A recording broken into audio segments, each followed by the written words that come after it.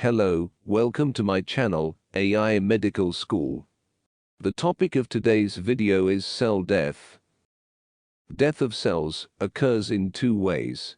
Necrosis, irreversible injury, changes produced by enzymatic digestion of dead cellular elements. Apoptosis, a vital process that helps eliminate unwanted cells. An internally programmed series of events affected by dedicated gene products. After death, the cell shows no change initially. Then within a few hours autolysis occurs, and the cells house morphological changes by which cell death can be recognized. Mechanisms of cell death. Mechanisms of cell death caused by different agents may vary. However, certain biochemical events are seen in the process of cell necrosis, like enzymatic degradation of cell and denaturation of proteins. These are the mechanisms of cell death caused by different agents. ATP depletion, loss of calcium homeostasis and free cytosolic calcium, free radicals, superoxide anions, hydroxyl radicals, hydrogen peroxide, defective membrane permeability, mitochondrial damage, cytoskeletal damage. Patterns of necrosis in tissues or organs. As a result of cell death, the tissues or organs display certain macroscopic changes. Coagulative necrosis, typically seen in hypoxic environments.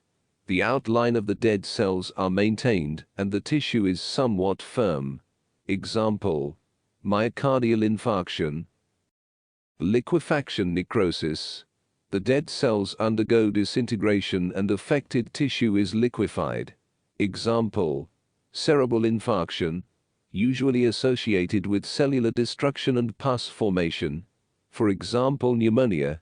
Ischemia, restriction of blood supply in the brain, produces liquefactive rather than coagulative necrosis. Coagulative necrosis. When there is marked cellular injury, there is cell death.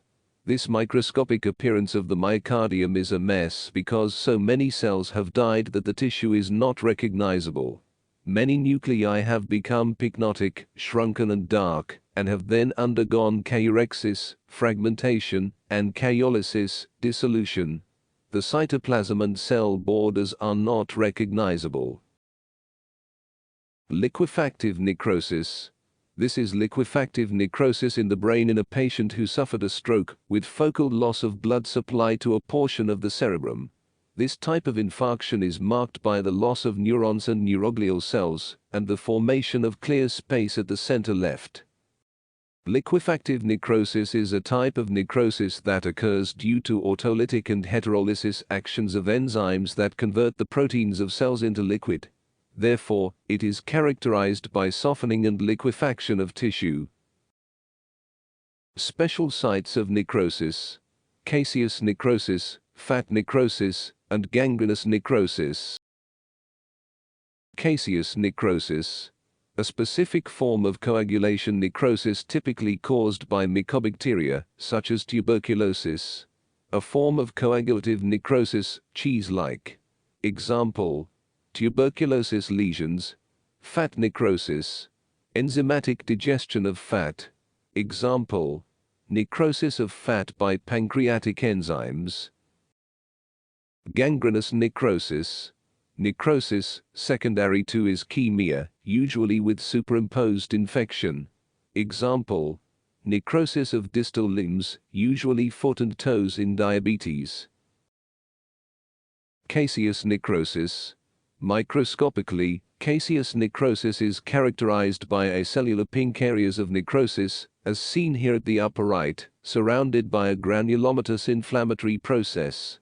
This type of necrosis is a combination of coagulative and liquefactive necrosis, and is characterized by the presence of soft, dry, cheesy homogeneous necrotic material. Like coagulative necrosis, it is not liquefied, and like liquefactive necrosis, tissue architecture is completely obliterated. Fat necrosis. This is fat necrosis of the pancreas. Cellular injury to the pancreatic acini leads to the release of powerful enzymes which damage fat by the production of soaps, and these appear grossly as the soft, chalky white areas seen here on the cut surfaces. Gangrenous necrosis. In this case, the toes were involved in a frostbite injury. This is an example of dry gangrene in which there is mainly coagulative necrosis from the anoxic injury. In other words, gangrene is a clinical condition in which extensive tissue necrosis is complicated to a variable degree by secondary bacterial infection. Gummatous necrosis is restricted to necrosis involving sporochital infections, such as syphilis. Hemorrhagic necrosis is due to blockage of the venous drainage of an organ or tissue, for example, in testicular torsion. Fibrinoid necrosis is caused by immune-mediated vascular damage.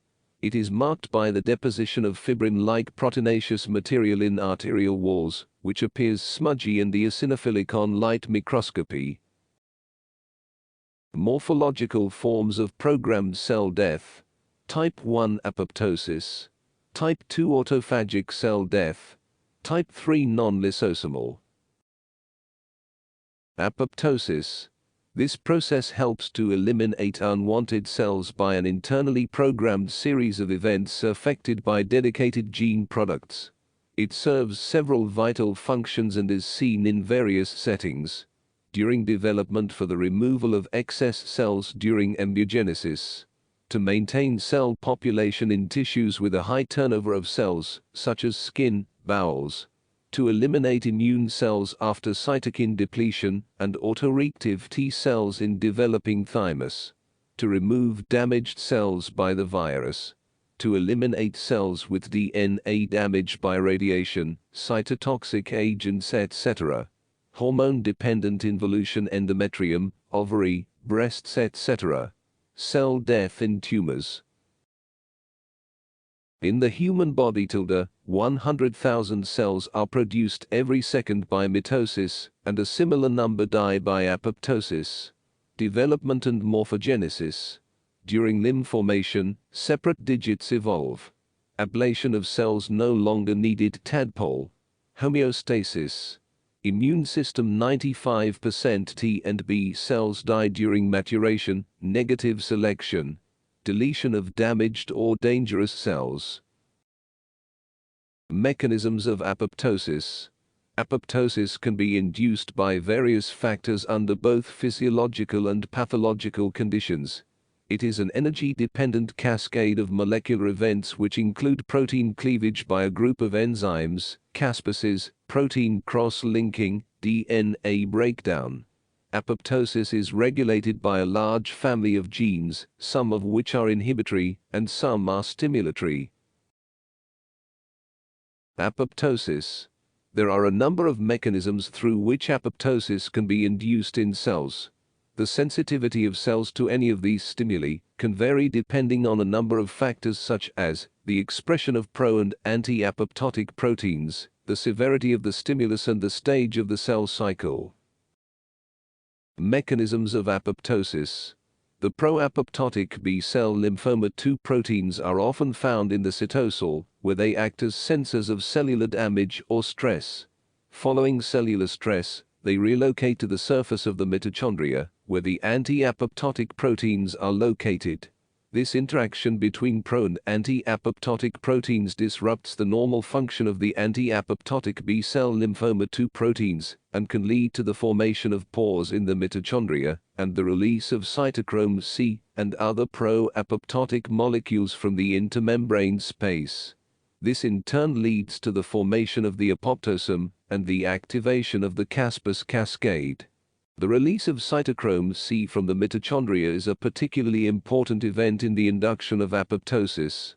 Once cytochrome C has been released into the cytosol, it is able to interact with a protein called apoptotic protease activating factor 1.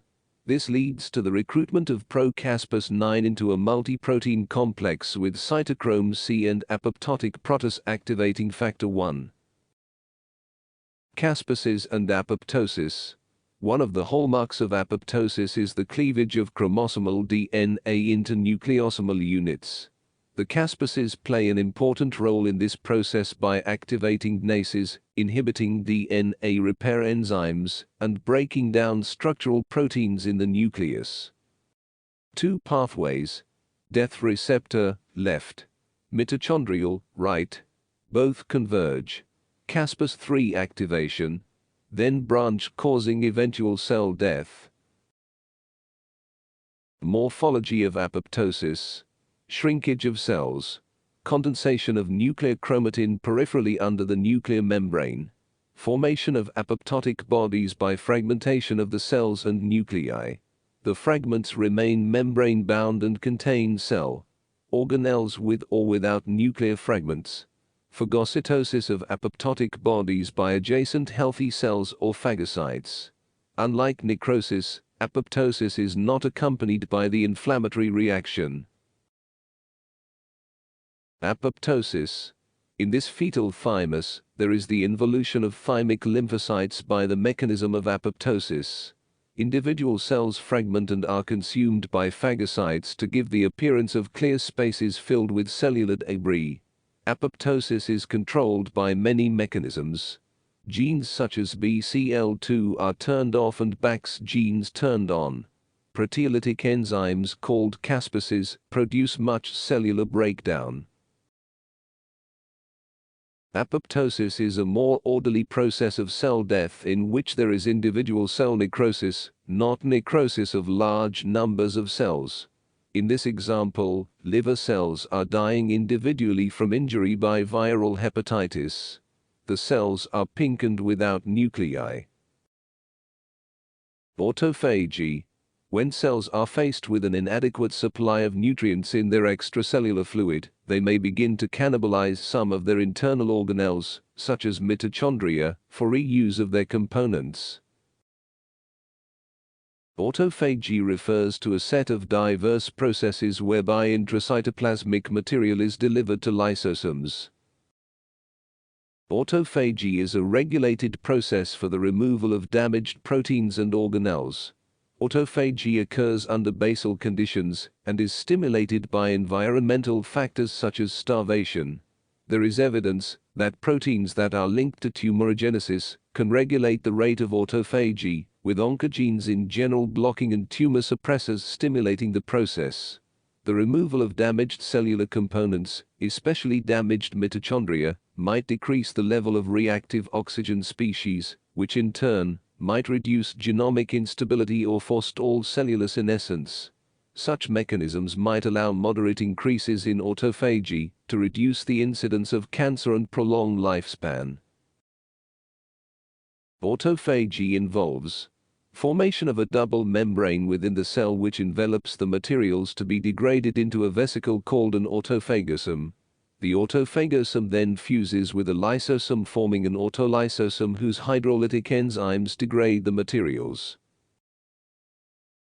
That's it for now. I hope you like it. Thanks for watching, and don't forget to press subscribe button.